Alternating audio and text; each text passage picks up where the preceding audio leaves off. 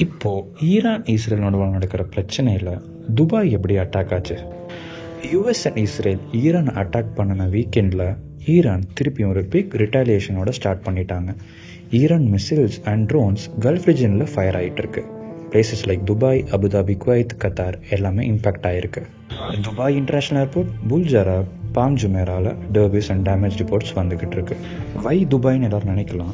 Iran சொல்கிறது யூஏயோட சில பிளேசஸில் யூஎஸோட military assets and supports இருக்குது, அதை டார்கெட் பண்ணுறவங்க தான் கிளைம் வைக்கிறாங்க. பட் இதில் கிளியராக ஒரு விஷயம்னா, துபாய் இந்த வாரில் இல்லை இந்த ஃபைட்டில் எந்த சைடுமே இல்லை. இது வெறும் ஜஸ்ட் ரீஜனல் எஸ்கலேஷன் தான்.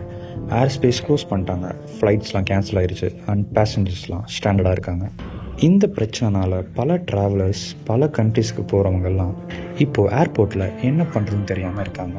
Disclaimer: This video is based on publicly available information and reflects only my personal opinion. இந்த கண்டென்ட் உங்கள் லைஃப்பில் உங்களுக்கு ரிலேட்டபிளாவோ இல்லை இன்ஃபர்மேட்டிவாவோ இல்லை பிடிச்சிருந்தாலோ definitely to like and subscribe.